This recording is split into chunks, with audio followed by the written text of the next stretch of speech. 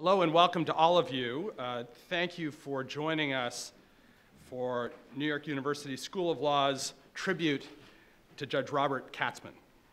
Each year, the NYU Annual Survey of American Law dedicates its forthcoming issue to someone who has made a significant contribution in the legal field, and we've had the privilege of honoring distinguished justices of the Supreme Court, including Justice Sotomayor, who's with us today, as well as numerous leading judges of the Courts of Appeals and many prominent academics. And I'm simply delighted that our students on the annual survey have chosen to dedicate its 75th volume to Judge Robert Katzmann, Chief Judge of the U.S. Court of Appeals for the Second Circuit.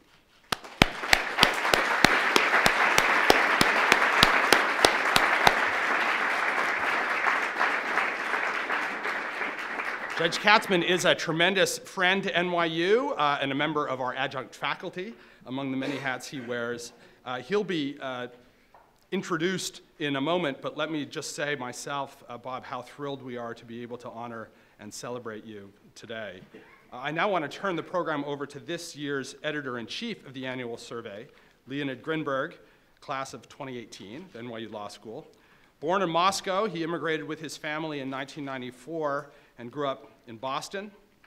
Leonid attended MIT as an undergraduate, where he earned a degree in computer science. And before coming here to NYU Law, he worked as a software engineer at the New York Times. He's the recipient of the Aspire Scholarship, an interdisciplinary public service program that focuses on legal and technical challenges in national security, including cybersecurity. After graduating from NYU Law, he will clerk for Judge Frederick Block of the U.S. District Court for the Eastern District of New York. The annual survey has had another spectacular year, and that is due in no small part to Leonid's leadership. And please join me in welcoming him.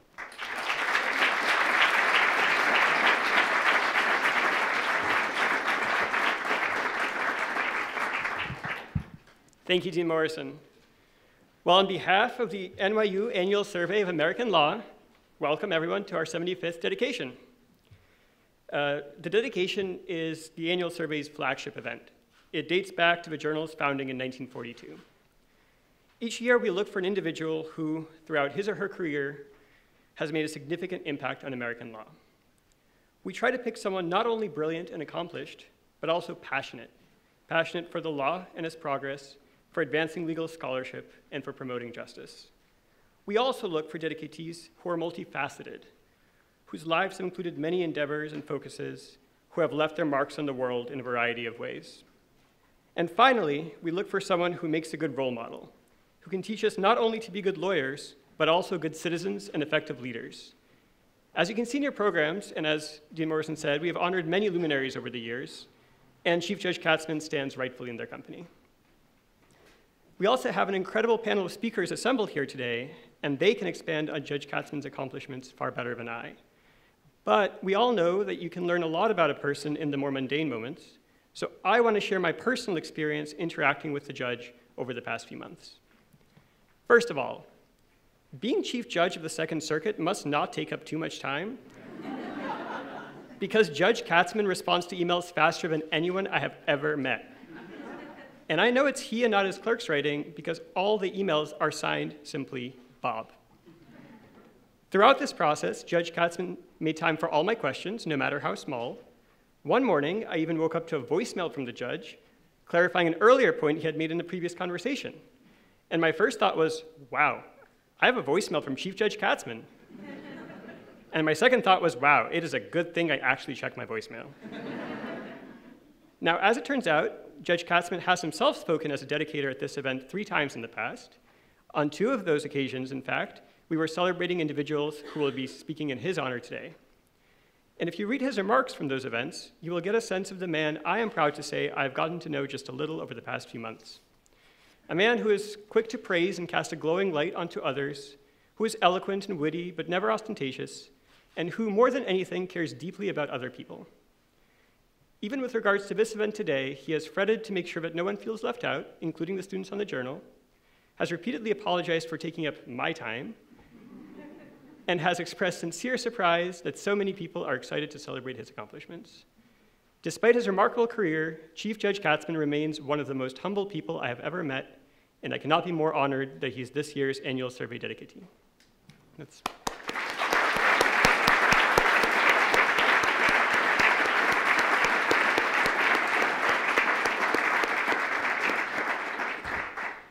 And so with that, I'll turn it back over to Dean Morrison to introduce our first speaker, Justice Sonia Sotomayor.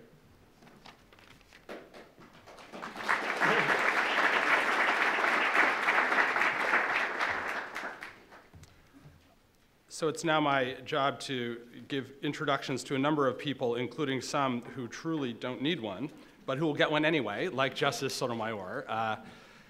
As we all know, Justice Sotomayor joined the Supreme Court, was nominated by President Obama and confirmed by the Senate in 2009 after an already tremendous career that included public service as a prosecutor in ADA in New York County, in private practice, and then on the Southern District and the Second Circuit.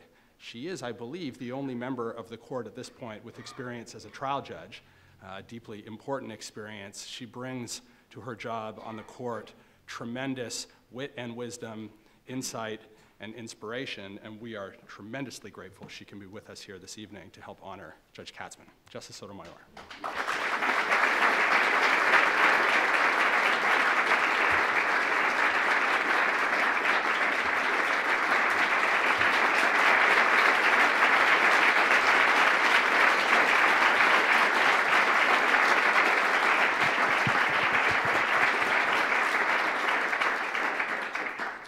Bob, I am so happy to be here.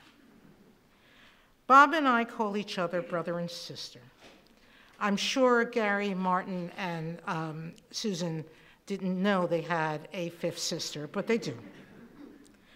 This should not be surprising to anyone who knows us both, as the difference in our biological parents is unimportant to the similarities we share. We both are children of this amazing city, and we both stem from extraordinary parents. The world knows about my special mom. Fewer people know about how special Bob's parents are. Bob's father, John, who's sitting in the first row, is a refugee from Nazi Germany, and his mother, Sylvia, is the daughter of Russian immigrants. They are both here to celebrate with him tonight, and should be celebrated with Bob for the amazing way they raised him and his three equally accomplished siblings. I think they deserve a round of applause.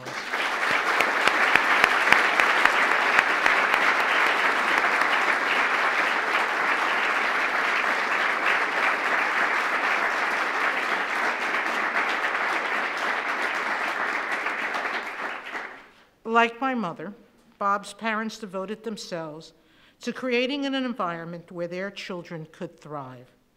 It was by his parents' example that Bob learned the core values he possesses that we all so admire.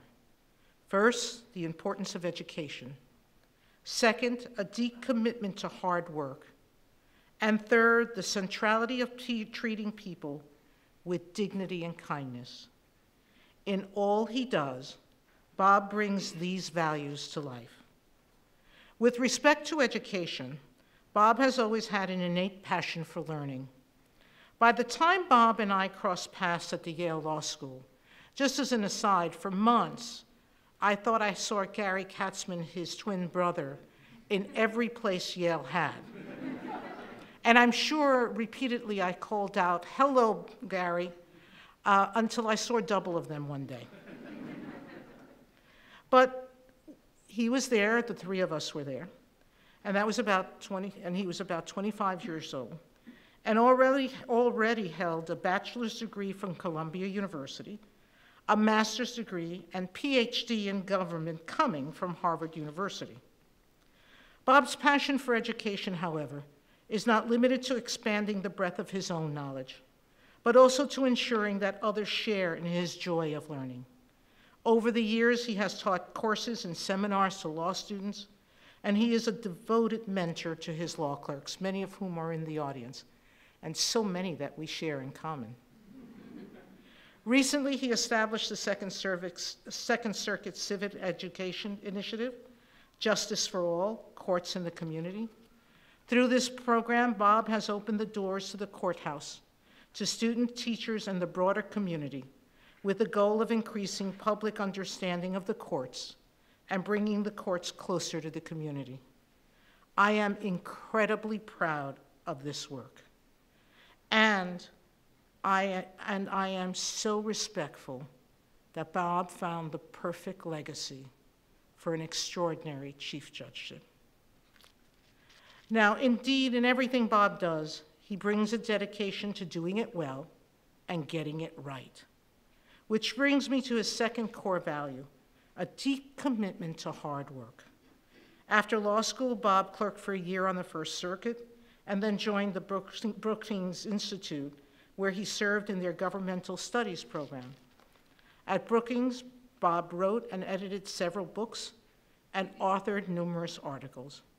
His work made significant contributions to the study of the interplay between courts and Congress, including the development of a special intergovernmental project that encourages judges from every circuit court to alert Congress to statutory drafting problems identified in judicial decisions.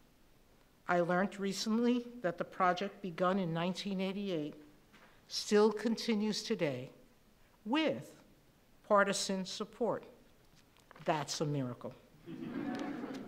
Bob's deep-seated respect for the judicial process has served as the foundation for his distinguished service as a federal circuit judge for the past almost 20 years, and has involved him in numerous judicial conference and Second Circuit committees that seek to improve the work of the court system. On top of his endless public interest activities, Bob is an exceptionally skilled jurist. Since he has been on the bench, he has authored 190 published majority opinions. He has been affirmed by the Supreme Court 5 times and reversed only 3. Don't let that number worry you, though, Bob. My court gets it wrong every now and then. I have personal experience with that. In addition to hearing and deciding cases, Bob continues to contribute to the development of legal theory, in particular in the realm of statutory interpretation, where his expertise in governance is particularly valuable. One of his seminal books, Judging Statutes, was recently cited approvingly in a Supreme Court concurrence. Guess who wrote it? That takes on the strict textualism view that some of my colleagues have adopted. Bob is relentless, always thinking, always striving to improve the legal system as a whole.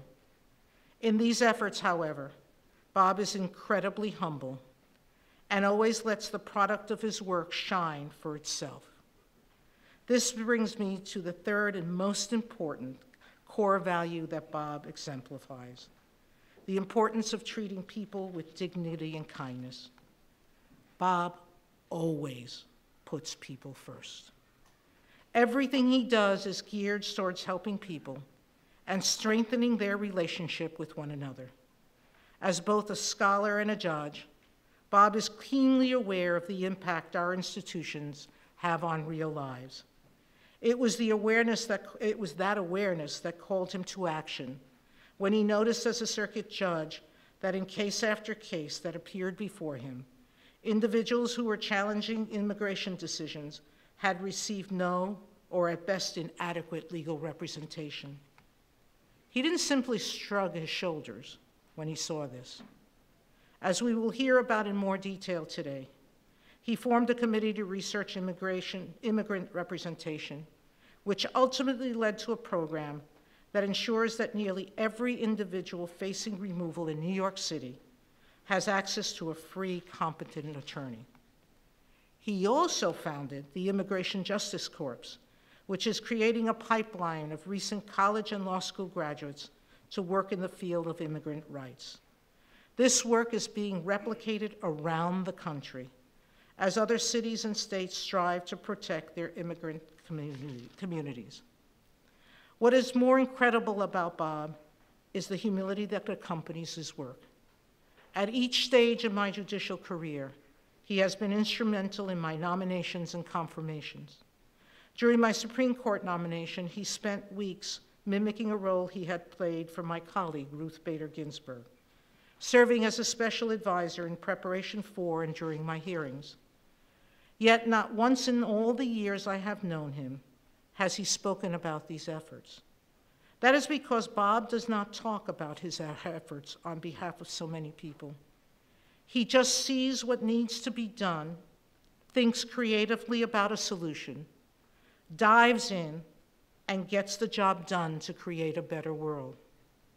That is what makes you special today, my brother.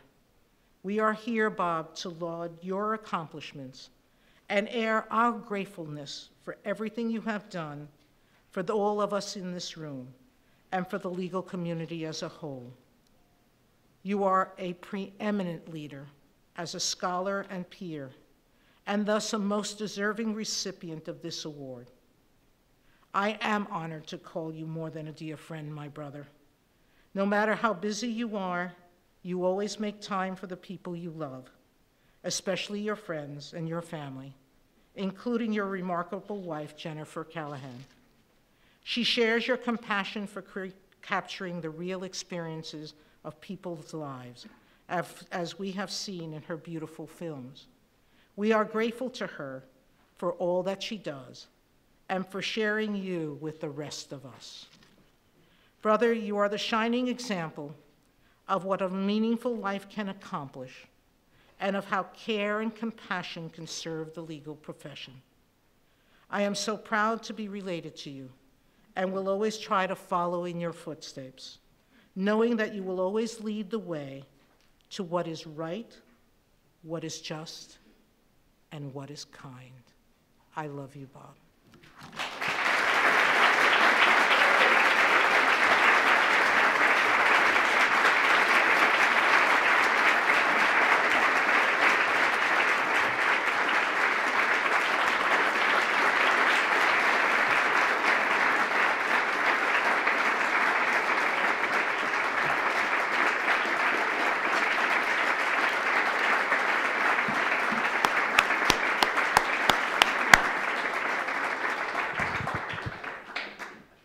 Justice Sotomayor, thank you so much for those remarks. Judge Katzmann's admirers fill this room and go well beyond it as well. And another member of the court, one of Justice Sotomayor's colleagues, could not be with us today, but wanted to be sure to offer her words of admiration of Judge Katzmann as well, and that's Justice Ginsburg. And so we're thrilled to be able to offer remarks from her through the miracle of technology. I had the great pleasure of administering the oath of office to Robert A. Katzmann on October 25, 1999, the date of his formal investiture as Circuit Judge of the United States Court of Appeals for the Second Circuit. On that occasion, I said, as an insightful scholar of governance and interbranch relations, your new circuit judge has studied federal courts closely for many years from many perspectives. He brings an enormous store of knowledge to his new commission, along with intelligence and personal qualities important in sound judging, an inquiring mind, extraordinary diligence, patience, and a readiness to listen and to learn. In his more than 17 years on the federal bench, now Chief Judge Katzmann has proved the accuracy of my forecast. Thriving in the work of federal appellate judging, he has played a lead role in maintaining the Second Circuit's stature as a tribunal held in highest regard. Chief Judge Katzmann's initiatives merit rousing applause. Two standouts. First, in 2007, Bob delivered the prestigious Martin Lecture at the City Bar Association. His lecture called attention to the plight of immigrants seeking asylum or to stave off deportation. Immigrants without the wherewithal to engage competent counsel faced a dense thicket of laws and regulations, and immigration judges overwhelmed by the mountain of cases assigned to them. Following the lecture, a prodigious effort on Katzman's part led to the creation of the Immigrant Justice Corps, composed of recent law graduates immersed in immigration law and then sent to community-based organizations to meet the huge need. Since its inception in 2014, the Immigrant Justice Corps has been a tremendous success. Its staff has grown to over 80. Many serving the Corps are first-generation Americans. More than 3,100 complex cases have been launched by Corps lawyers in the past few years. In cases so far concluded, the Corps has achieved a stunning success rate of 93%. Altogether, the Corps has assisted more than 28,000 immigrants and their family members in obtaining benefits and avoiding deportation.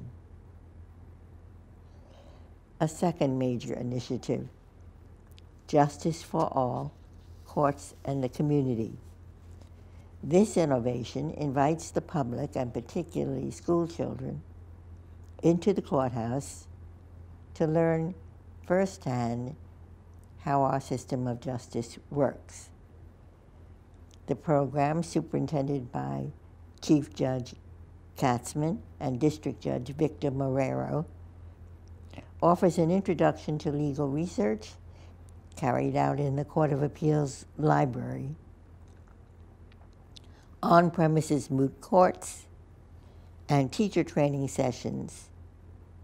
Also, curriculums tailored for teaching high school students.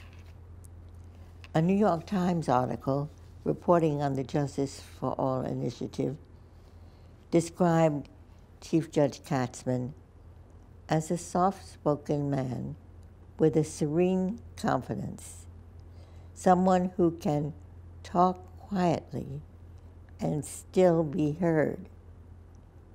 That description is spot on. Putting to good use his education in political science and law, Bob has written several books. I will name just one of them, Judging Statutes, a 2014 publication. The book addresses a subject of vital importance to the judiciary and the public. When Congress enacts laws lacking clarity, as it often does, how should a judge determine what the lawmakers meant?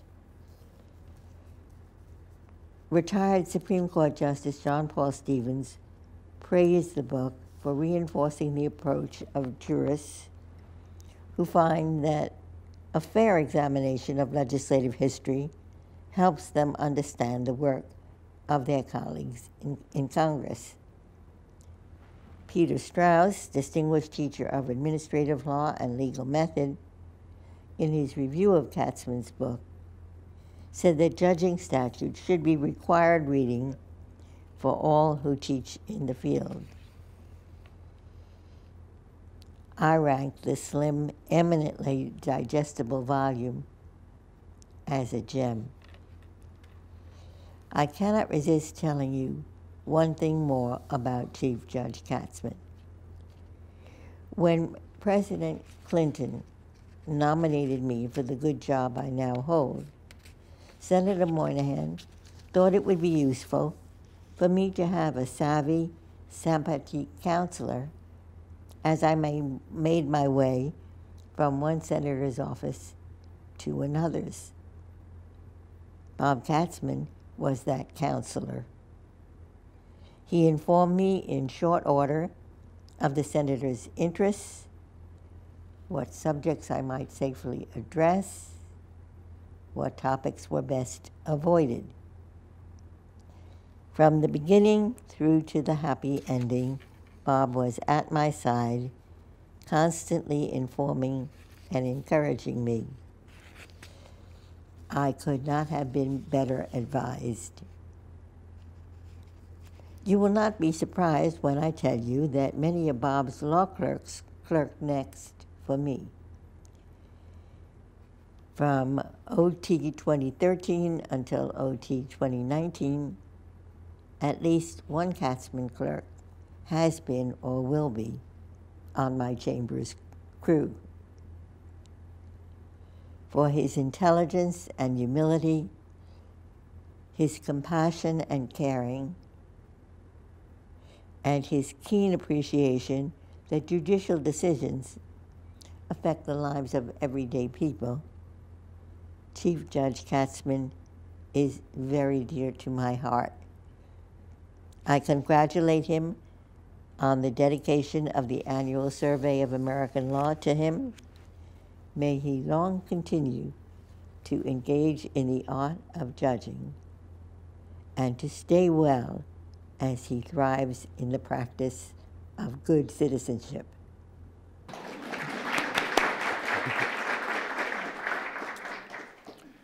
Okay, we are now going to proceed with the next set of remarks in, I think the technical term Leonid has been using is clumps.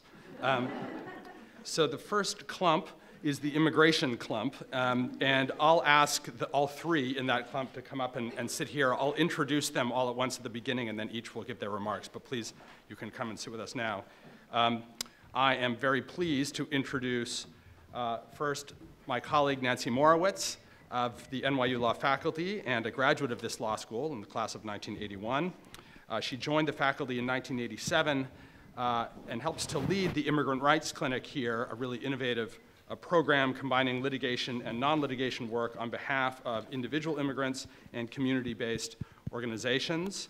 Following Nancy will be Lindsay Nash, who is a visiting assistant clinical professor in the Immigration Justice Clinic at Cardozo Law School. She graduated from Yale Law School and after that clerked for Judge Katzman, as well as for Judge Huvel on the district court in the District of Columbia.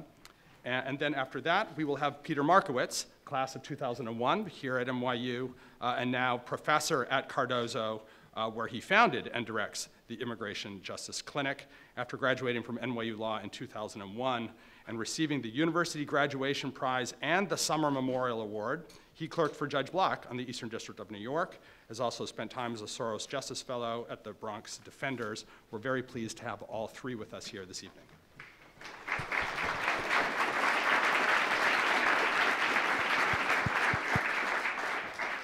So I'm deeply honored to be here and part of this celebration of Judge Katzman, and particularly the work he's done on behalf of immigrants.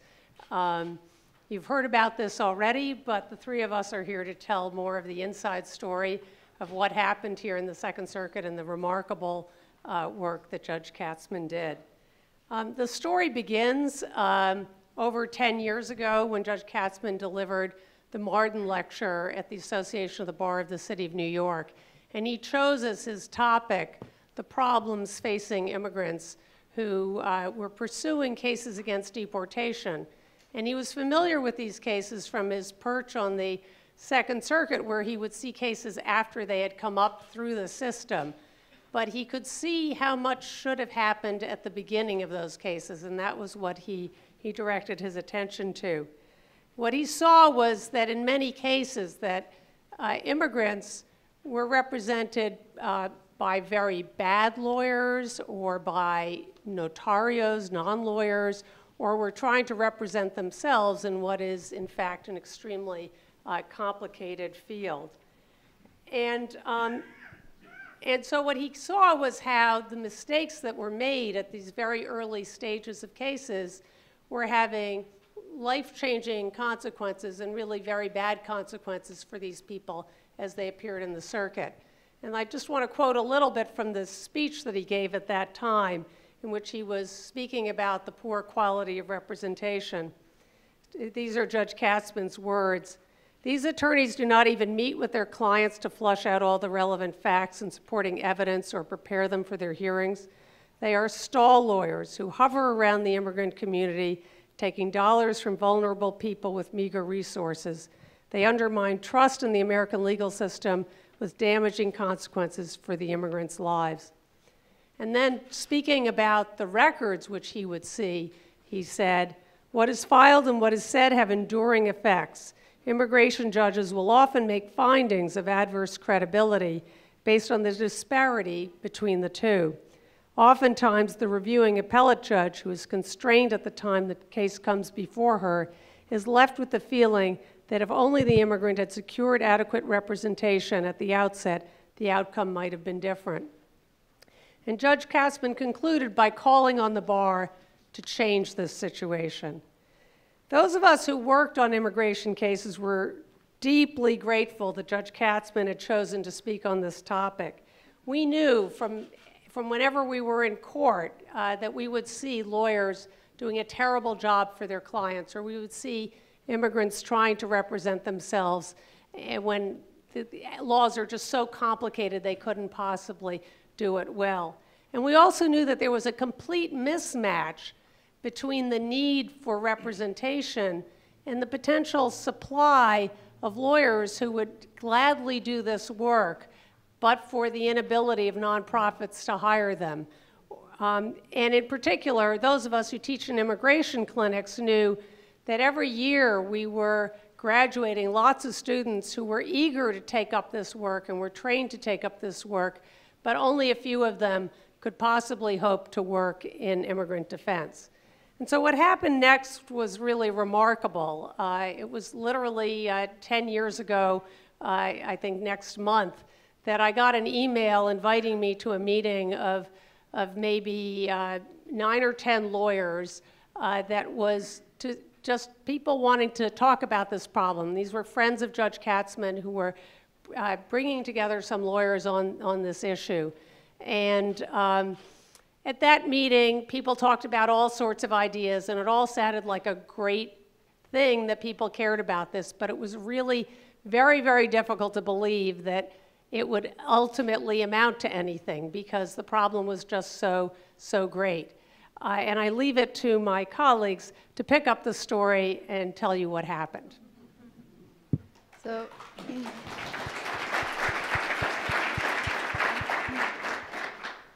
So thanks to Nancy and to the NYU Annual Survey of American Law for the privilege to speak here about Judge Katzmann, who's been a personal mentor to me and a real source of inspiration about the good that one person, albeit an extraordinary person, can do.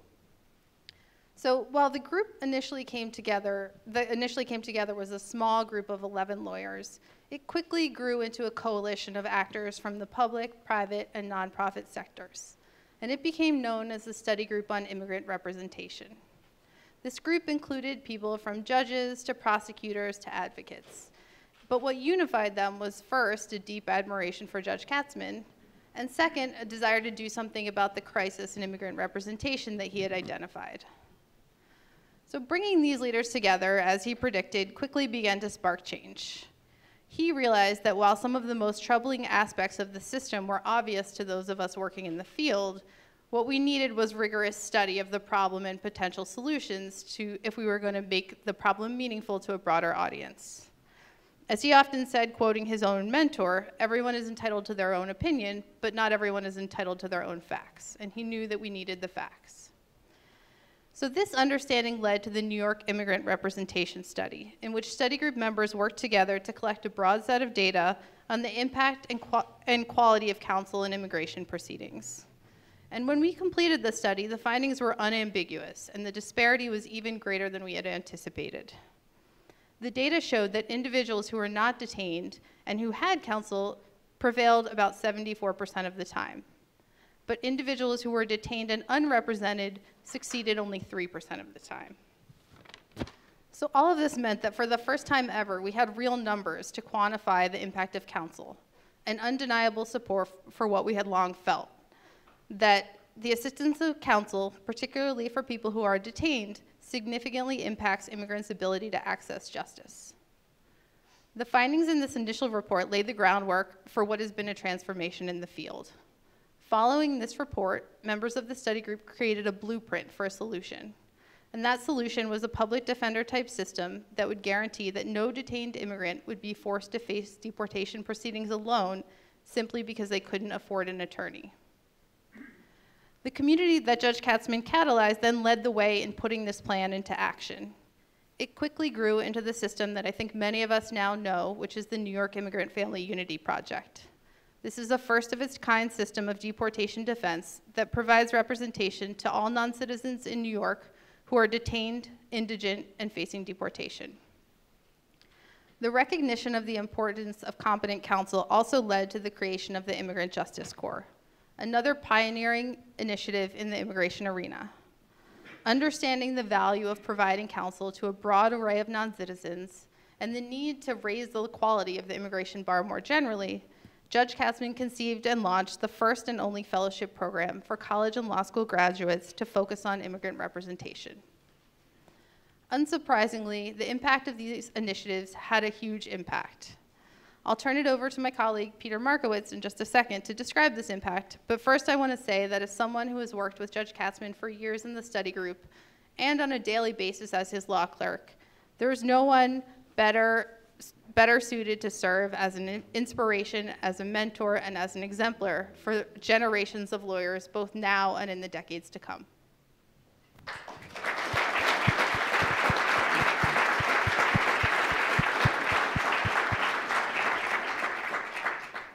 Thank you, Nancy, and thank you, Lindsay, and thank you to the NYU Annual Survey of American Law, both for honoring Judge Katzmann and for allowing me an opportunity to speak about somebody who really has transformed the field in terms of immigrant access to counsel.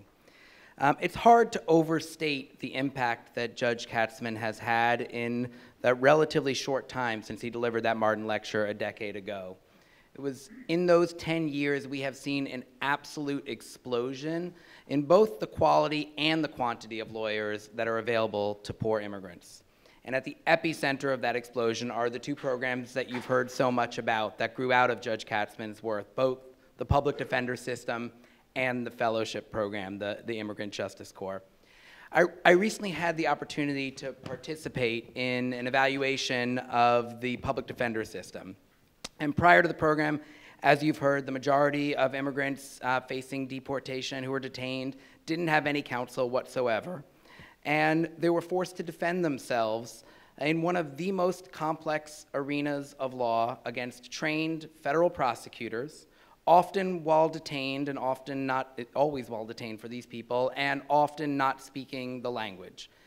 The deck was stacked against them, and they had virtually no chance of success. Only 3 or 4% of them would be able to defend themselves and win their deportation case.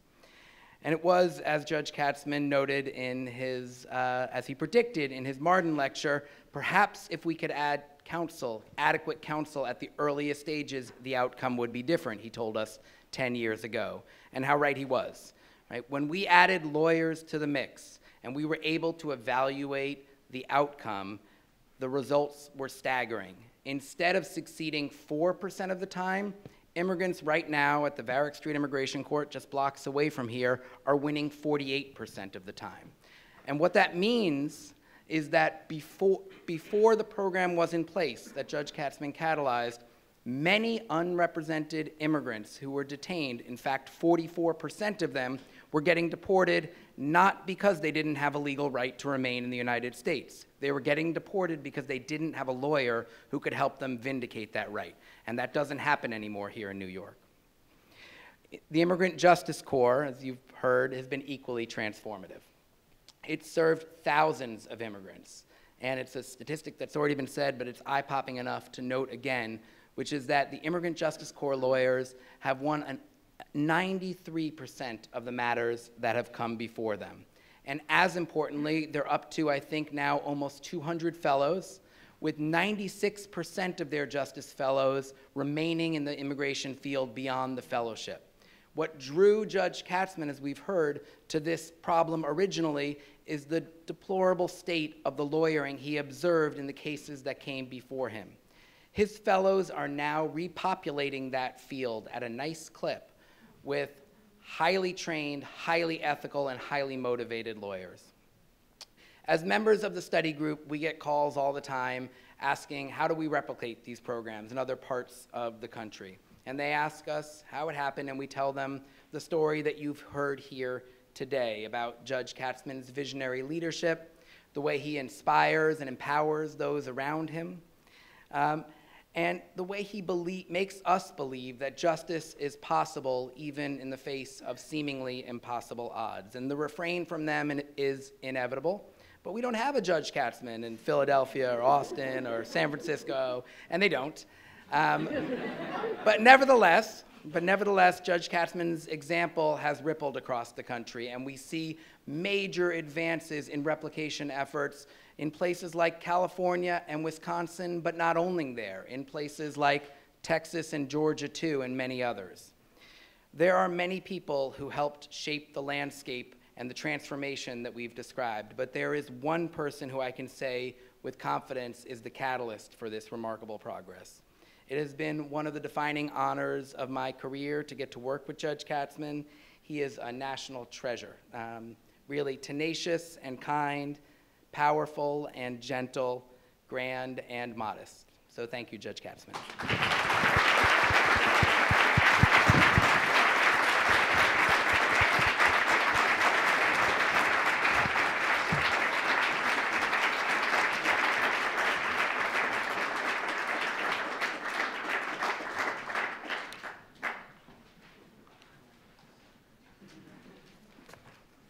Thank you very much. Next, we will introduce two speakers speaking on behalf of themselves and coming from the context of the federal judiciary. First, Judge Ann Williams. Judge Williams was born in Detroit, graduated from Wayne State, the University of Michigan, and Notre Dame. After graduating from law school, she clerked on the Seventh Circuit and then became an assistant U.S. attorney. She was ultimately the first woman of color to serve as a deputy chief and then chief of the criminal division in the Chicago office of the U.S. Attorney's Office. In 1985, she was appointed as a district judge to the Northern District of Illinois, and she was then elevated to the Seventh Circuit in 1999, where she served with great distinction for many years. She retired just this past January and has now joined the Jones Day law firm to lead its efforts in advancing the rule of law in Africa. Welcome, Judge Williams.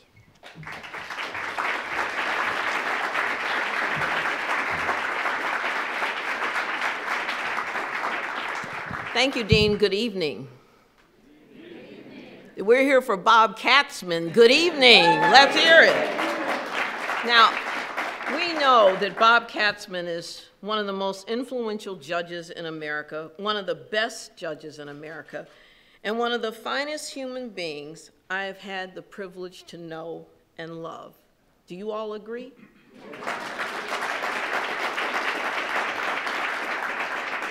And why do I know he's best? I think of the words of Dr. Martin Luther King, who said, "Human progress is neither automatic nor inevitable. Every step toward the goal of justice requires the tireless exertions and passionate concern of dedicated individuals." Key words: every step towards justice, tireless exertions, passionate concern, and dedicated individuals. That's who Judge Bob Katzmann is. Because every step he takes furthers the goals of justice. Every step, tireless, passionate, and dedicated, champion of justice. Where did this justice stepper come from? Well, his parents, as Justice Sotomayor said, John and Sylvia here today, as Bob says, and I quote, "My parents were the most important influences on my choices and career path. Their values of integrity, hard work, modesty, and concern for others very much shape my worldview. Lessons that we should all live by. Your lessons. I first met your son when we were baby circuit judges.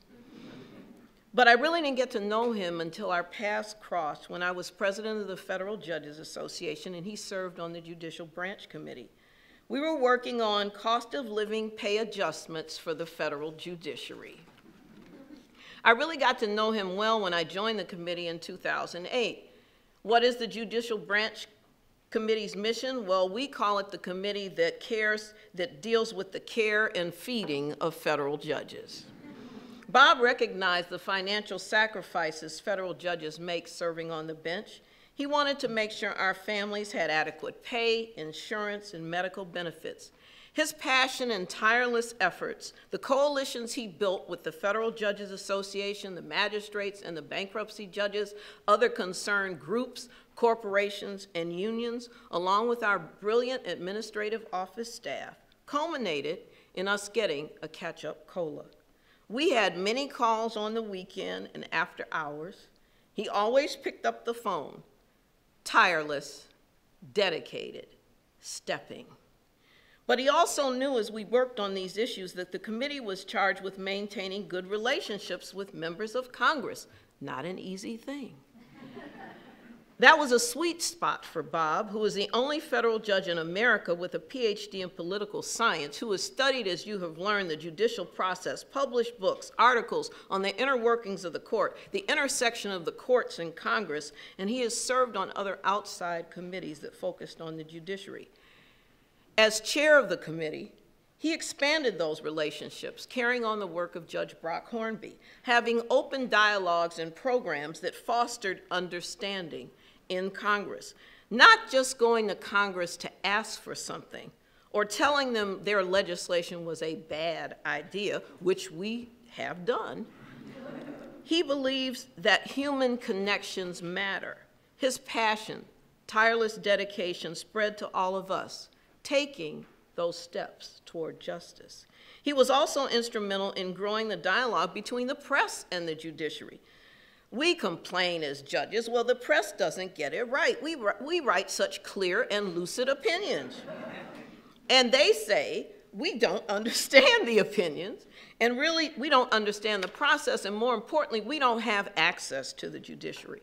Gone are the days when I grew up as a baby assistant U.S. attorney where we had a press corps in the courthouse, 3 reporters from 3 papers. Now there's no one. Now, as a result of his efforts, the committee goes to different cities, putting together journalists and judges. The public benefits, the judiciary benefits, and the journalists benefit. That human connection, making steps toward justice.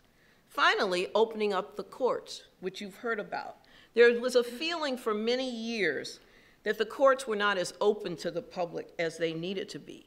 Many of us ran individual programs in our own courthouses for students and teachers and other groups, but there was no real consistency across the federal judiciary. And civics have been dropped from the curriculum of all the schools in America. Often I was asked, did I know Judge Judy? I was not happy with that question, but it also indicated what people didn't know in America, didn't know. Who are the federal judges? What do they do? That's why Justice O'Connor started the iCivics Project so many years ago, and Justice Sotomayor serves on that board. The AO began to develop programming. All the federal judges associations producing programming, working together under the umbrella of the committee, of our committee, to open doors under Bob's leadership. He asked us to stand up, and we did. Now, how did he do it? I gotta tell you that sometimes working with judges is like herding cats. Just because he has on a black robe doesn't mean things happen. And that's a lesson for all of you, students as well as lawyers and judges in the room. The lesson of the power of one, which has been mentioned. Bob knows how to bring together many ones to make things happen, and so can you. Here's the thing about Bob. He makes and takes the steps himself. He leads by example. He is a doer. That's the second Bob lesson. We can all be doers. We can all make that step, take those steps. His brainchild in the Second Circuit covering Connecticut, Vermont, and New York Justice for All that you've heard. It's the most comprehensive project in the federal courts.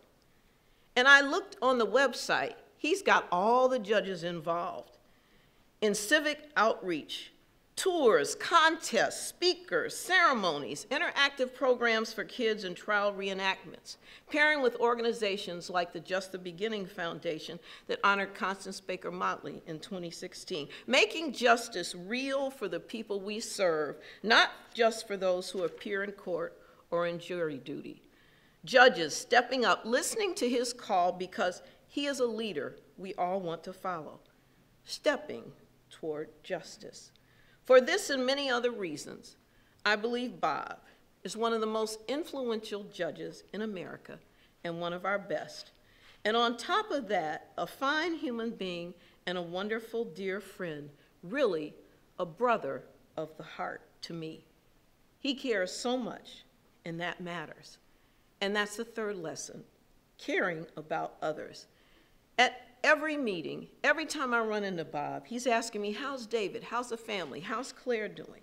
Remembering things about our lives, not just with me and the judges, but with the marshals, the staff, and I've seen him in his own building, the cleaning people that work there every day.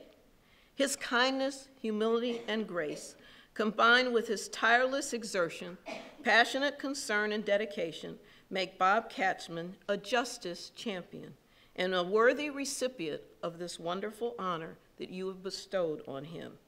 Stepping up for justice, leading the way in the struggle for equal justice for all.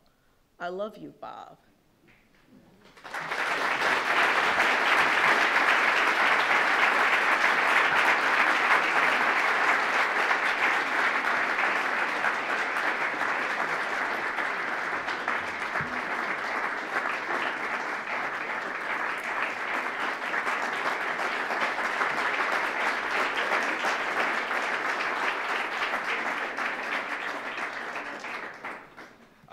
And now from the administrative side of the federal judiciary, I'm pleased to introduce James Duff. He was appointed Director of the Administrative Office of the United States Courts in 2015, a position he also held from 2006 to 2011. He had previously served as counselor and administrative assistant to Chief Justice Rehnquist, including in his capacity as presiding officer of the presidential impeachment trial in 1999.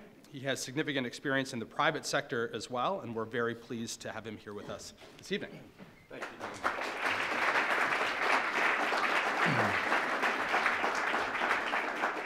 Thank you very much, Dean. It is an honor to be included in this august group, to honor even a portion of Bob Katzman's career in law, Chief Judge Robert A. Katzman, Professor Robert A. Katzman. In 6 minutes is impossible. And I'm so glad that there are numerous speakers here today, this afternoon, to attempt to do this justice. It was very astute, I think, of NYU to select so many people to speak about Bob, because Bob has done so much for so many. Bob is a giver. He gives superb legal judgment to vexing legal problems on the bench as Chief Judge of the Second Circuit. And as those of us who are here today know, he gives his time and his good counsel greatly and cheerfully and freely to his friends and his colleagues. He helps them with their own wide-ranging endeavors on and off the bench. You've just heard the testimonies of 2 justices that he helped to get to the Supreme Court and giving them good counsel. He does this both within and outside the judicial branch. He shares his vast insights into problems, and he connects people with those who can help them. And you've seen that in a grand scale with regard to his work on immigration and those who spoke so beautifully about that project today. Today, the giver gets to be a receiver. He's on the receiving end of well-deserved recognition for his many gifts to our judiciary and to our country. Others have spoken wonderfully about the specifics of some of his work, including the Justice for All, courts in the community, and so I won't go into all of those specifics again. But Bob believes, as Thomas Jefferson did, that an educated public is the best way to preserve our liberties, and it is the best way to preserve the independence of our courts. I would like to speak more briefly and generally about Bob's work in promoting both public and governmental understanding of the courts in very personal ways. Justice Robert Jackson authored a well-known concurring opinion in the Steele seizures case in 1952, in which he articulates so well the separate but interdependent nature of our three branches of government. Justice Jackson writes, and I'll quote, "While the Constitution diffuses power the better to secure liberty, it also contemplates that practice will integrate the dispersed powers into a workable government." Imagine that. It enjoins upon its branches separateness but interdependence, autonomy but reciprocity. There are many institutional examples to demonstrate this. Justice Jackson focused on those involving the intersection of presidential and congressional power in the context of that case. There are, of course, examples between the judiciary and the other branches, too, including the appointment and confirmation powers, and the fact that the judicial branch receives its budget from Congress. But in addition to these institutional examples, there are human ones. To me, Bob Katzman personifies, breathes life into those institutional principles. And by that I mean he not only recognizes the theoretical value of separate but interdependent, he also works very hard, as others have mentioned this evening, at putting these principles into practice to make ours a workable government. His outreach to the other branches, in particular to Congress, both in formal and informal ways, has yielded great benefit to our judicial branch and thus to our country. He embarked on this mission early on, even before he was appointed to the bench, by penning a very useful and instructive book, one of many he's written, called Courts in Congress. He did this in 1997. And he has continued to work in this field early on, even before he was appointed to the bench. I mentioned he authored that book. But he's continued to do so while on the bench through his work as the chair of the Judicial Conference Committee on the Judicial Branch, and his creation of the Judicial Congressional Dialogue Series, in which members of Congress and judges meet, often in conjunction with a program of mutual interest, but they meet to become more acquainted. That's Bob's personal touch. He's now doing and continuing this outreach through his work on the Executive Committee of the Judicial Conference's Executive Committee. His skilled leadership is fueled not only by his intellect, but also by his personal relationships. This is true within our branch. It is also true inter-branch. And I venture to say that he has helped every one of our speakers today, and probably many of you in the audience, on some endeavor of yours. He certainly has helped me throughout my career. And it is that personal touch and outreach to others, especially to those in the other branches of government, that ranks among his highest achievements. He does so not for personal gain, but for that of the others, and for the good of our branch of government, and thus for the good of our country. It is somewhat ironic that by putting so much effort into the interdependent nature of our government, by communicating personally with those in the other branches, that Bob helps us preserve a crucially important degree of independence in our branch. Interdependence is one thing, but invading our space is quite another, and Bob recognizes the important differences between the two. He employs his significant skill and communicating in ways that protect our branch and a degree of our independence. I speak specifically with regard to our battles to hold off congressional efforts to impose an inspector general over the judicial branch. He has earned the respect and the trust of those in all three branches of government, and accordingly, his views are given great weight. We're very fortunate indeed to have Bob in a leadership role in the judiciary. Thank you, Bob, for giving your wonderful talents and your intellect to our country and to making ours a workable government.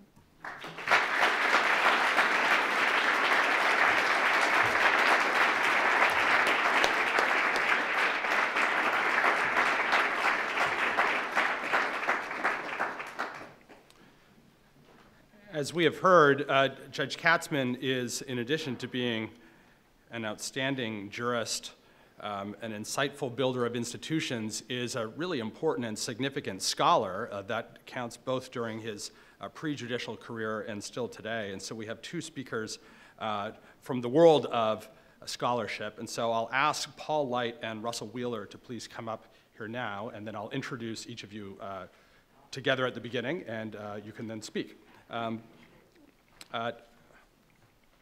First, Dr. Paul Light is the Paulette Goddard Professor of Public Service at NYU's Wagner School, and also the founding principal investigator of the Global Center for Public Service. Before joining NYU, he served as the Douglas Dillon Senior Fellow at the Brookings Institution, founding director of its Center for Public Service, and vice president and director of its Governmental Studies program. He served previously as director of the Public Policy Program at the Pew Charitable Trust and as associate dean and professor of public affairs at the University of Minnesota's Hubert Humphrey Institute of Public Affairs. Russell Wheeler is visiting fellow at the Brookings Institution's Governance Studies program and president of the Governance Institute, a nonpartisan think tank with an interest in interbranch relations and their policy implications. He's also recently accepted the title of public member of the Administrative Conference of the United States. We are very grateful to have both of them with us here this evening. Thank you.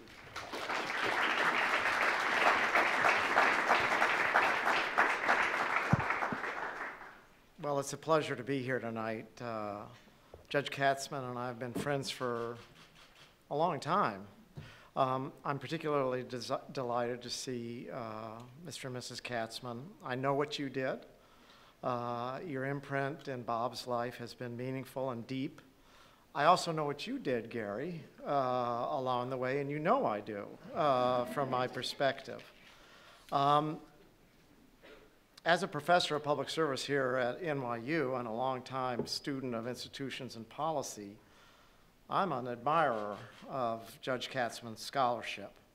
I might say that unlike my books, which people put down and can't pick up, people pick up Bob's books and they go out and make a difference. It's a wonderful thing.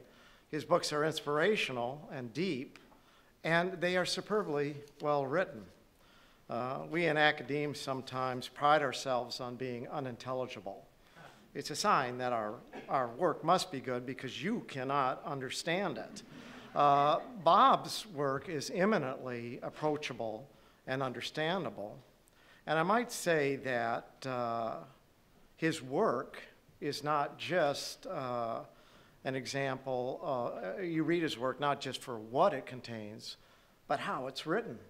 I don't think many people talk much about what a gifted writer Judge Katzmann is. I love reading his work, and I want to just talk ever so briefly about it. I first met Judge Katzmann at the Brookings Institution when I was a guest scholar way back when. And I had the pleasure, I was not forced, I had the pleasure to read his book on regulatory bureaucracy. It was an early sign of what was to come. It was thoughtful and rigorous. It was respectful of the human element in policymaking, which is always important, and it was beautifully written. As I said, many talk about what Judge Katzmann writes, but too few recognize his gift with words and meanings. His introduction to the 1981 book, on regulatory bureaucracy is a perfect example. Just a quick sentence, quote, "Antitrust is a banner under which many march, but for different reasons." It's a perfect sentence that invites you into his list, and it has a comfortable gait, if I may use that term. I don't know whether you do it. It has a nice pull and flow, and he takes us into his list. Politicians interested in combating inflation, consumer groups convinced that large manufacturers charge excessive prices, populists fearful that corporate giants corrupt the political process, businessmen, and so forth and so on. It's an inviting invitation to the book. It comes early, and it says, you can read this book, and I'll force you to learn what's in it. Or I'll invite you to learn, perhaps, is a better way of putting it. 3 decades later, we see the same elegant dance in judging statutes. A book that rightly prompted one endorser to celebrate, quote, "a judicial craftsman at the top of his art." If I may be so bold to correct a blurber, and we love blurbers, I would say that craftsman is not quite the right word. Judging statutes is not just a work of art, but it's a form of artful work. I don't know what to call you as a writer, but it's more elegant than simple craftsmanship. Once through the brief beginning of judging statutes, Judge Katzmann asks all of us to join his search for understanding. The writing is still fresh. How many books in the interim? The writing is sharp, it's inviting, it's fast, and I use the word fast. It pulls you through. You don't have to read the sentence 2 or 3 times. You get it, but there's a new pronoun in play. Judge Katzmann is writing with the pronoun I. And there is a new punctuation in use, the question mark. It's self-reflective. He's saying, I've been through this, I've taken this journey, come with me, let me explore this with you. How should I, as a judge, he says, interpret statutes? Should the judge confine herself to the text, even when the language is ambiguous? Should the judge, in seeking to make sense of an ambiguity or vagueness, go beyond the text of the statute to legislative materials? And if so, which ones? Should the judge seek to ascertain Congress's purposes and intentions? Again, we have sort of the art of literary construction. And it's a pull, and it invites us in. We are told that even judges might wonder about construction, and then we are given an accessible text, and we journey with him. He's not lecturing to us, he's inviting us along. I admire his writing for more than his art, and I think it's a steady yellow pad that you work on. I've seen you carry them all over the place. Yes or no? You don't have to tell me.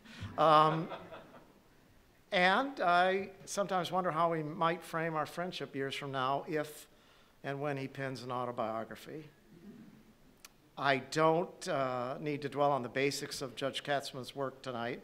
It's firmly grounded, carefully sourced, a lot of footnotes, appropriately so. But I do wonder how he is able to maintain such focus as he handles the deep inventory of facts that he brings to bear.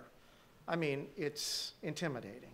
So when I sit down to write, I over-footnote, I over-source. I still don't get anywhere, and that book is no lighter to pick back up. I don't know who his muse might be in all of this, though I have some clues from time to time. I think he gets inspiration from many places, many people, and some very close friends. At any rate, whatever or whomever the source of his inspiration, his research and reflection is now preparing a new generation of jurists and scholars for an uncertain, possibly trying time. And that's the ultimate contribution of all of us in this room. We develop and mentor and encourage public service, and we inspire public service through our own impacts, artful or not, in our lives. We call others to join us. We take those steps, and we call others to our cause. It's like solving a puzzle, but with much greater consequence. Happily, those of us who have read Judge Katzmann's work and admired his gift do not have to wait long for his next contribution. I'm just guessing. It may come tomorrow, we just don't know. But we can rest assured that it will provoke, invite, cajole, entreat, and challenge us. How was that? 5 commas? Maybe one too many. It's a joy to be here tonight. I love Bob Katzmann like a brother, and his brother like a brother, I think, and we know where that comes from. At any rate, my love to you, Bob, and Jennifer, for sure. Thank you.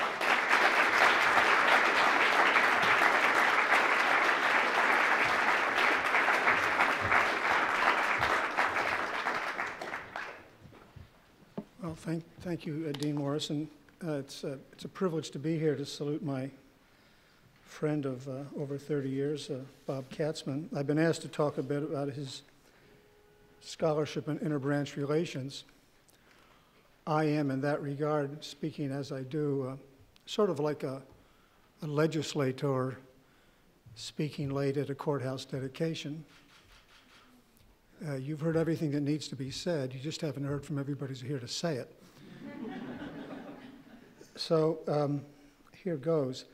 It's hard to talk about Bob's interbranch scholarship, though, without recognizing he's also an interbranch practitioner. He knows the judiciary, obviously, but he knows the Congress very well, too, from his mentor, Daniel Patrick Moynihan, a lion of the Senate. Also, Judge Frank Coffin, who is a judge on the First Circuit, chaired the Judicial Branch Committee to which Jim and Duff and Ann Williams have referred, which is charged with the care and tending of the Congress from the judiciary's perspective. Judge Coffin was a leading judge. He's also represented Maine in the House of Representatives. So Bob has grounding there.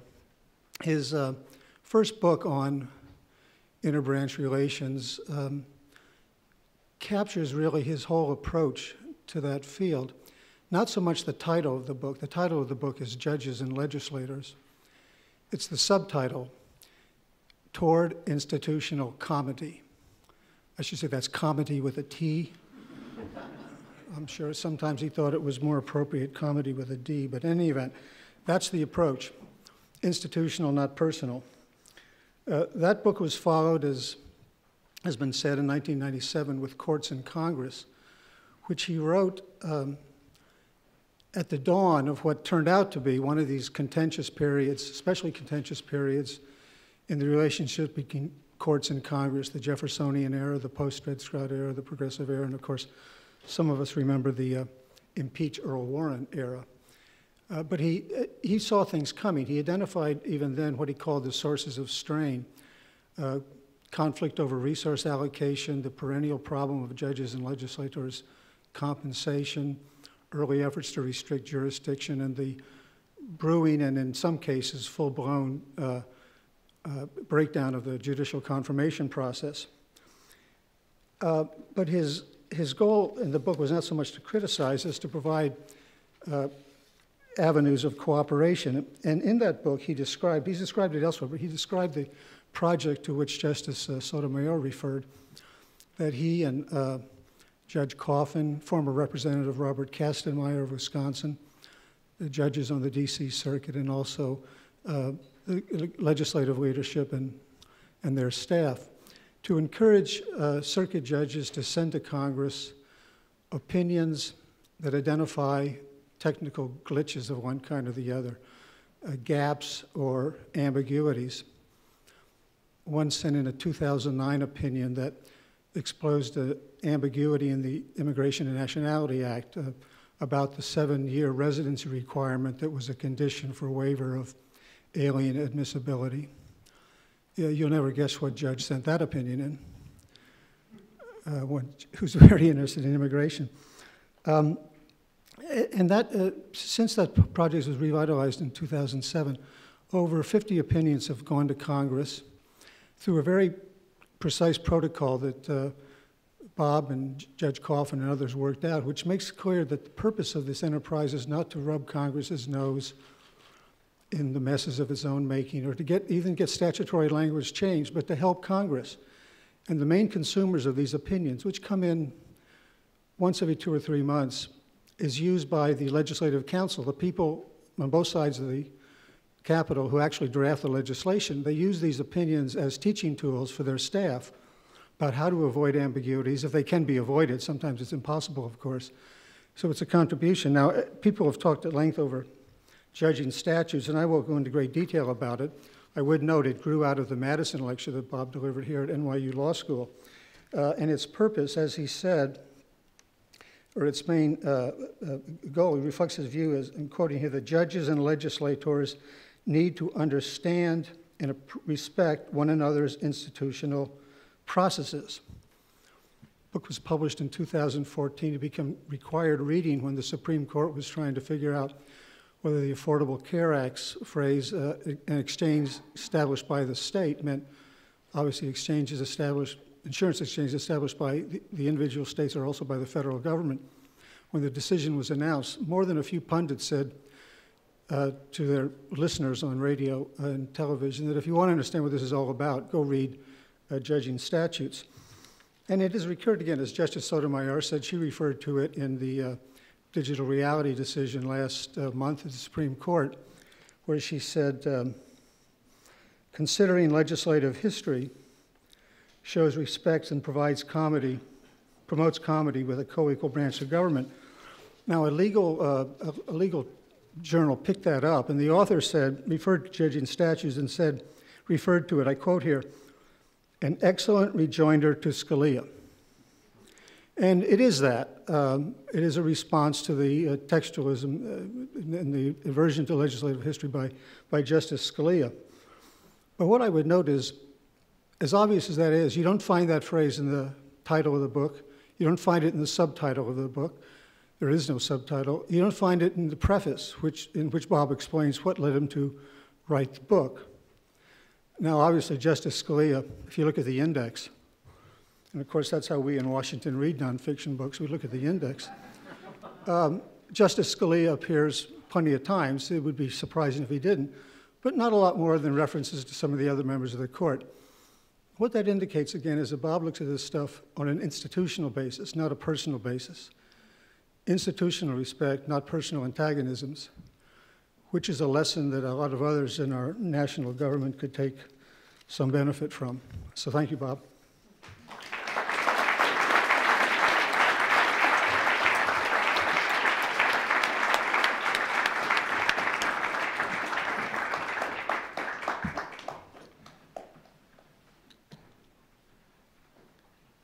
Thank you very much. Our final dedicator this evening spans many of the groups covered by speakers already tonight. We are very pleased to have with us Judge Guido Calabresi. Judge Calabresi is known, I'm sure, to everyone here in this room. A long and distinguished career in academia and the judiciary. And before all of that, as a clerk on the Supreme Court to Justice Black, longtime member of the Yale faculty, very distinguished dean of Yale Law School, and since 1994, a member of the Second Circuit, and thus can speak from the perspective of being one of Bob's colleagues as well. Judge Calabresi, welcome.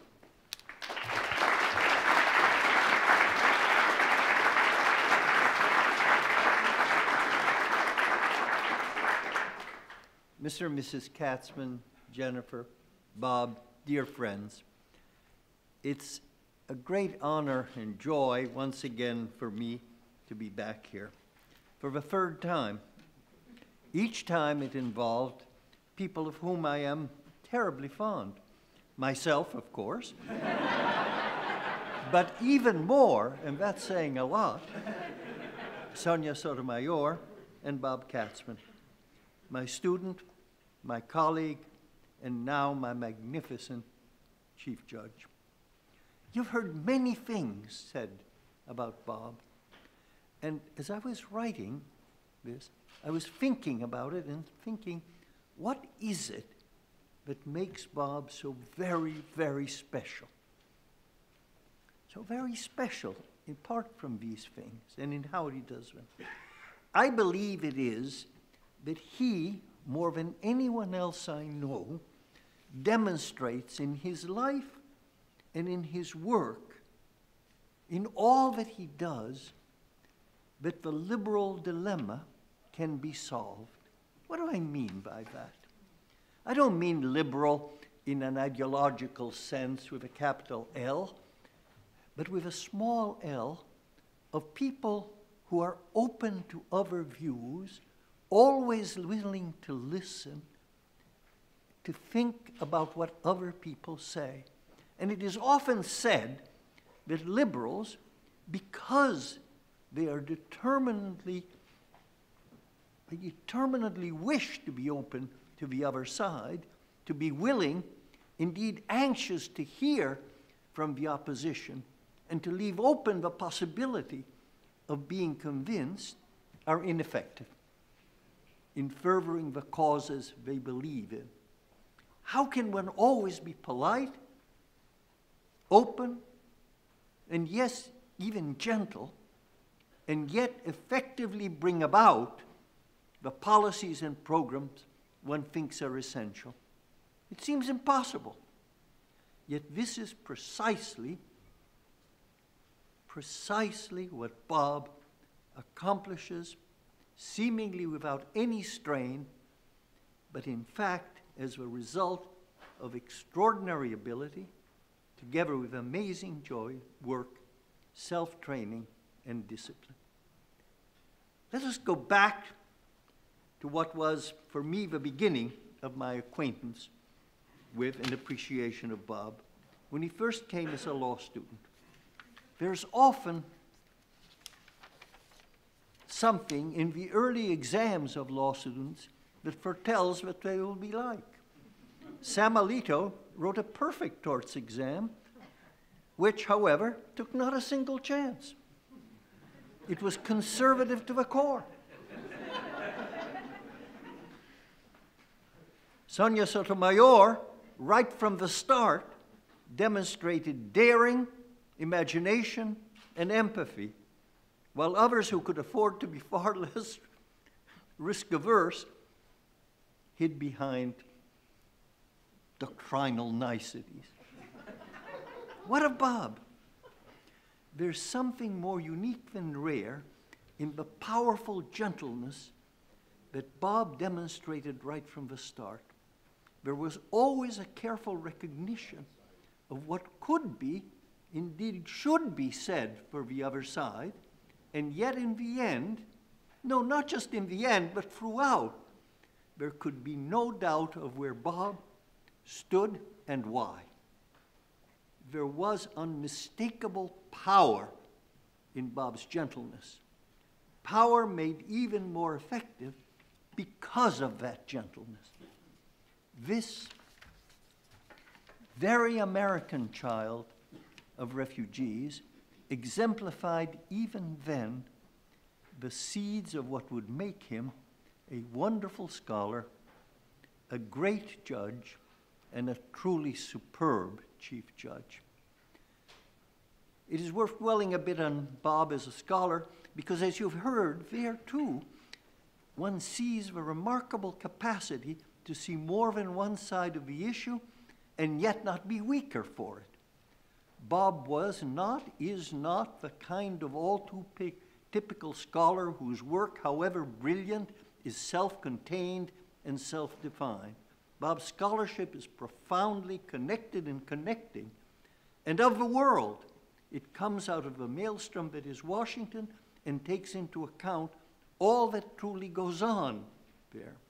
It is scholarship that listens to, converses with, and takes into account the other side. This is so whether it deals with relations between courts and legislatures, with the executive,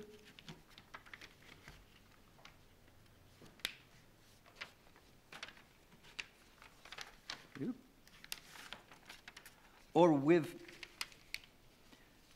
interpretation and what it truly is. But once again, there is in it an unmistakable point of view that is all the more powerful because it is centered in a willingness to dialogue. And of course, it is what makes Bob such a blessing as Chief Judge. Our court is quite diverse in viewpoint and personalities.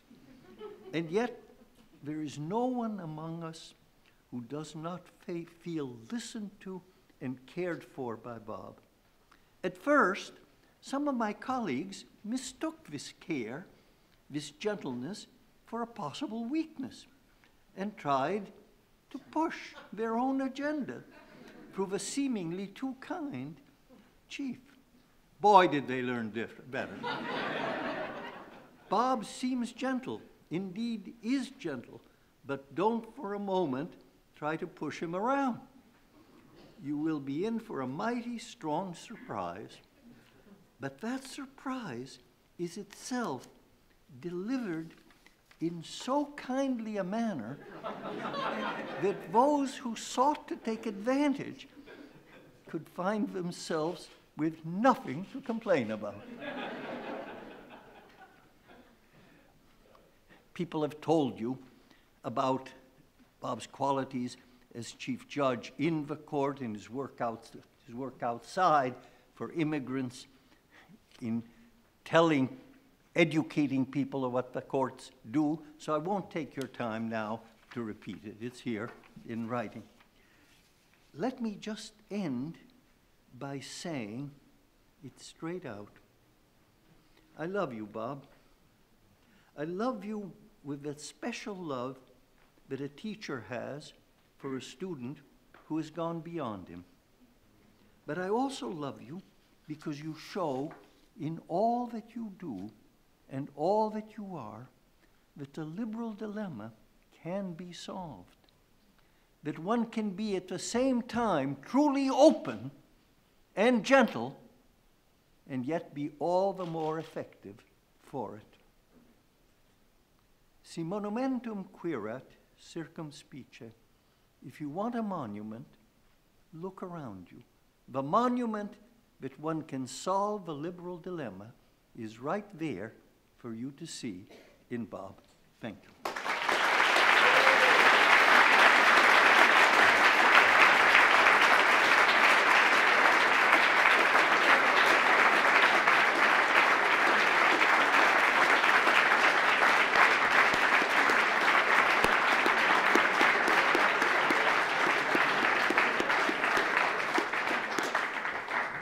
Thank you, Judge, and thank you to all of our speakers. Now, this is normally the part of the program where I ask the Chief Judge to come and receive the dedication, but first we actually have a surprise. Can I please ask Judge Williams to come back on stage?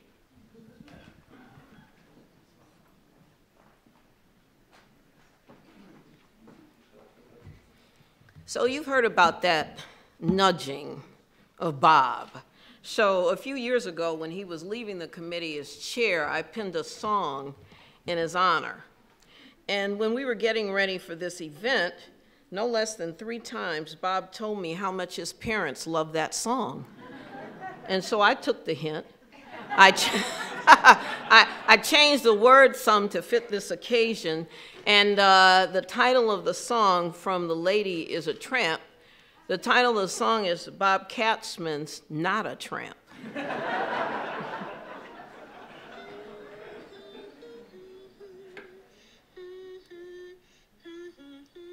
Just have to get my key. And turn this phone off. Bob Katzman, born in New York, Queensboro boy. To parents John and Sylvia, he brought them such joy. Twin brother Gary, Martin, Susan, quite a clan, inspired this amazing man. Columbia and Harvard, masters and PhD. Yale Law, clerking, Brookings, Georgetown, professor, scholar is he. Then Second Circuit, judging, writing, you see. Shaping justice is his destiny.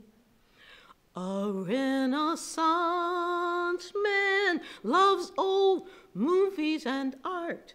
Well, he is so smart, found Jennifer, love of his heart.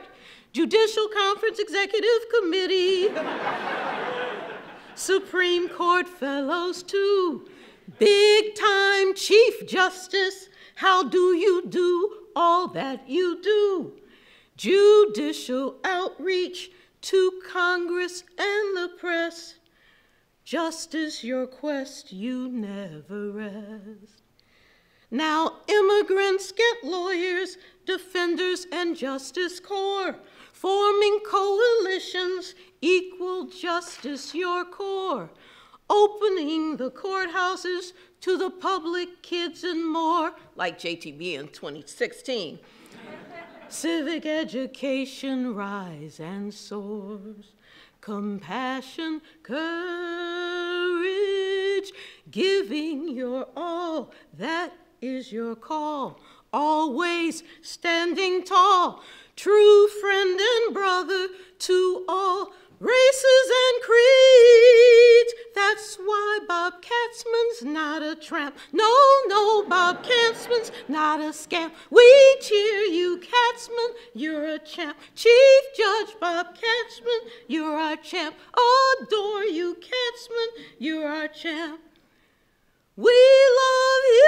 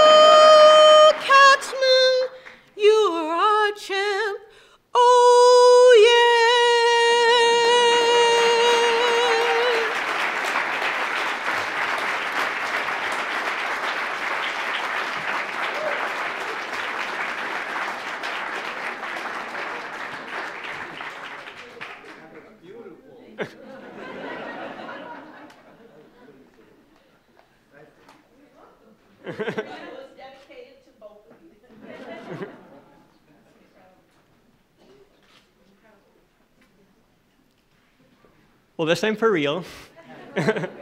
Chief Judge Katzman, can I please ask you to join me on stage? Okay. Oh, it comes up. Okay, good. Sorry. I'm just gonna. There's a whole thing here. Okay, ready? I'm having a step here. There's gonna be a photo situation. Okay. Okay, Chief Judge Katzman, on behalf of the Board of Editors of the New York University Annual Survey of American Law, I would like to dedicate our 75th volume to you in honor of your contribution to American law. Thank you, sir. Thank you.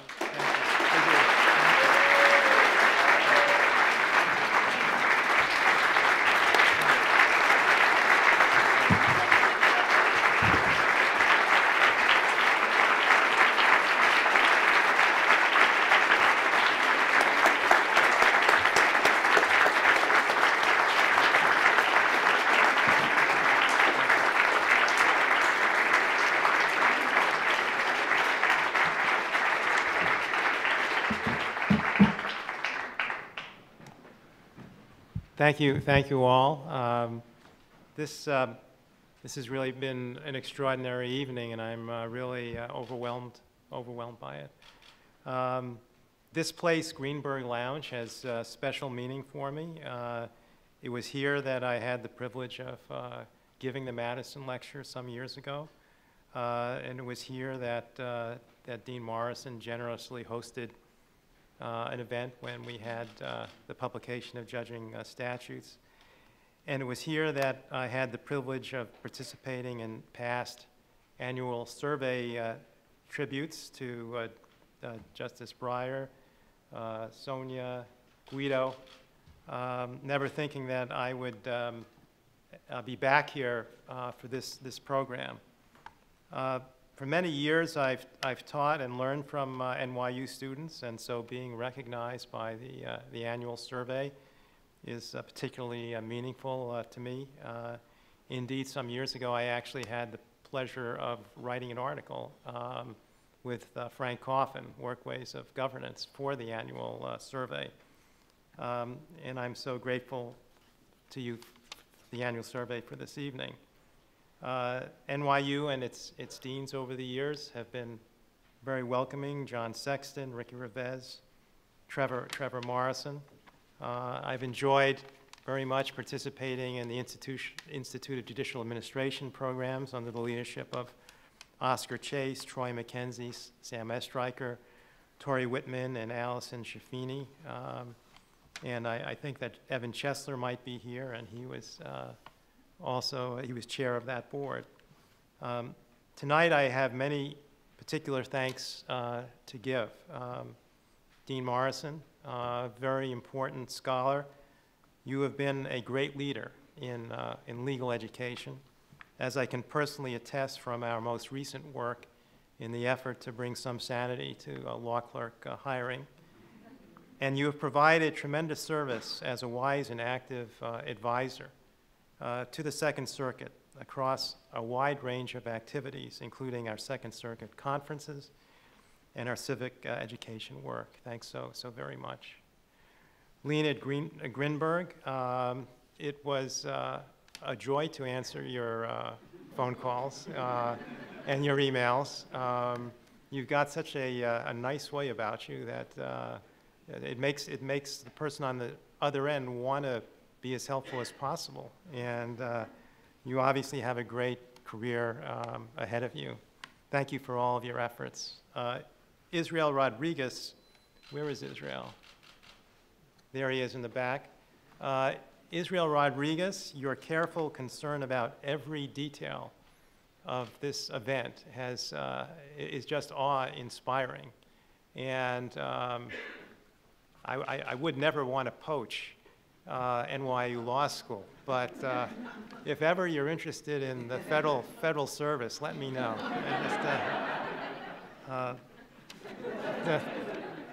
To those who offered words this evening, I am honored beyond measure.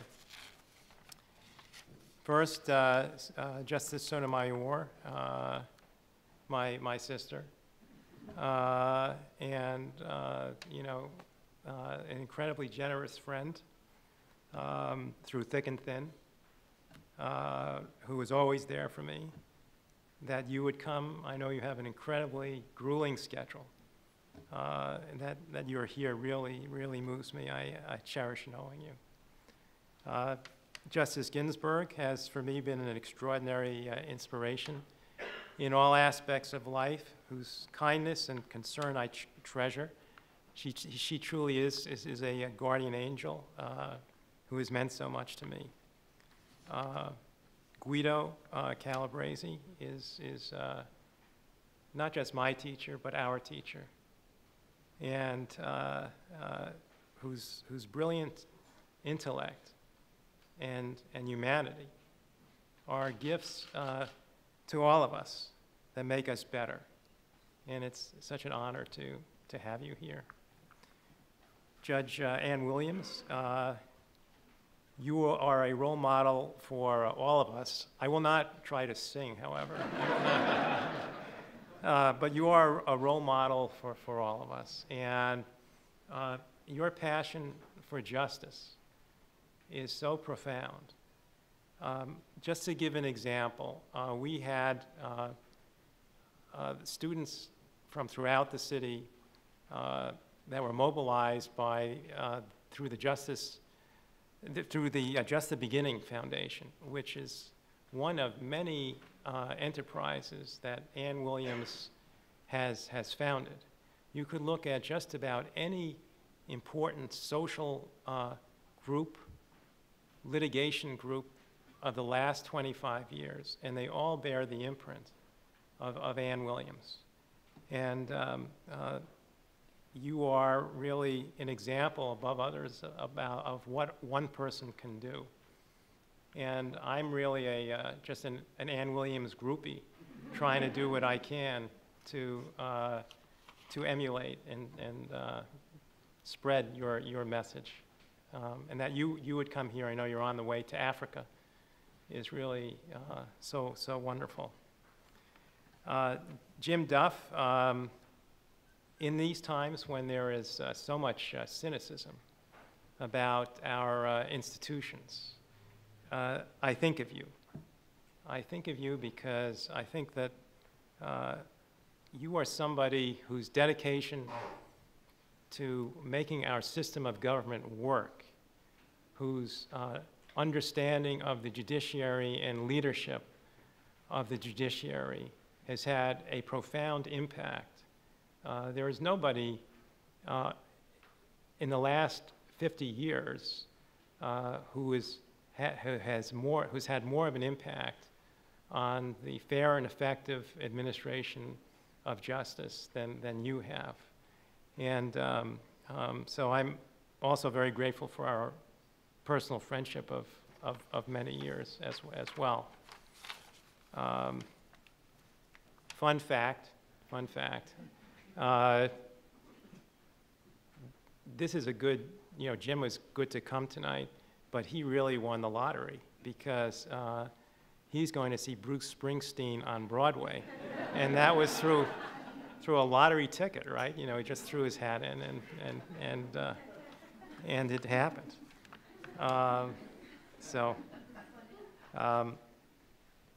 To Nancy Moravitz, Lindsay Nash, and Peter Markowitz,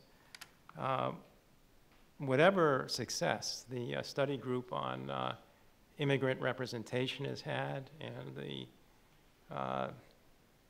New York Immigrant Family Unity Project and the Immigrant Justice Corps have had could not have happened without you. Nancy, you are one of the nation's premier immigration law professors, and there are disciples populating law schools throughout the country, whether it be Peter Markowitz, whether it be Michael Wishney. Your impact has been so very deep, and so I'm very grateful to you for participating tonight. Peter Markowitz, you are a wizard. Your work at the Greenberg Clinic at Cardozo has been simply outstanding, and I'm so appreciative of your many contributions to the creation of every project that we participated in, including the Immigrant Justice Corps. I believe that our executive director, Immigrant Justice Corps Executive Director Jojo Annabil is here tonight, and he can also tell you how great Peter Markowitz is. And as for the Immigrant Justice Corps, I note that there are several graduates of NYU Law School, and we just announced our new class. We have another graduate, and so we want to keep that coming. Lindsay Nash, you are a fantastic law clerk who played such a key role in the study group. But I think that apart from your excellence as a law clerk, your passion to do something for immigrants was always very, very palpable. And I'm so proud of you as I observe from afar what you do. And you really are making a difference in the lives of so many. And I'm so thrilled that you could be here this evening. Russell Wheeler, the nation's foremost scholar on the administration of justice, longtime former deputy director of the Federal Judicial Center, president of the Governance Institute. For 30 years, you have not only been a friend, but a wise counselor. And there is not a single manuscript that I've tried to produce over the last 30 years that doesn't have the imprint of Russell Wheeler, who has been a great friend, but also just a wise counselor. Paul Light is the country's leading scholar on public administration. He's won more awards from the American Political Science Association than, he wouldn't tell you this, than any living political scientist, and I think dead one too, but his influences. I'm in awe of your contributions to and to our friendship. One of my favorite Paul Light footnotes in one of his books was he was doing a book on popular culture, and he footnoted me. It was a reference to my TV watching habits as a child, and nobody got it, but I thought it was very funny. On an evening like this, I think of those, many no longer with us, who gave me a chance, who believed in me, whose support and encouragement were essential. And as I look into the audience, I see many family members who have been my foundation. My amazing, talented, extraordinary wife, Jennifer. My brothers, Gary and Martin, my sister, Susan, my brother-in-law, Neil, my sister-in-law, Stacy, and my parents, John and Sylvia, who believed that everything and anything in life was possible for their children. I see many here, I see many here, really too many to mention, whose shoulders I have stood on and who have energized me and inspired me, from whom I have learned much, including many in my dear law clerk family, including many NYU graduates, and my superb judicial assistant from the very first day, Dominique Welch. As I look into this room and the sea of faces of new and old friends, each of you share a commitment to make the world a better place. Separately and together, you are unstoppable forces for good. I want always never to disappoint you as you have never disappointed me. To the students here, I say, look around you and have conversations during the reception with the remarkable human beings around you. To the students here, I say, whatever you do, remember your commitments as lawyers to work for justice, to serve those in need. There is no higher calling than to assist those in need. As a great mentor of mine, who's been mentioned, Senator Moynihan, said, each of us has an obligation to each other and to the broader community to be reflective as to how we meet those obligations. Each of us has an obligation to do not what is easy, but what is right. So I wish for you, each of you here, in all that you do, first, most importantly, good health, much fulfillment, and much happiness. I thank the annual survey for this evening, which I will always remember and savor. Thank you.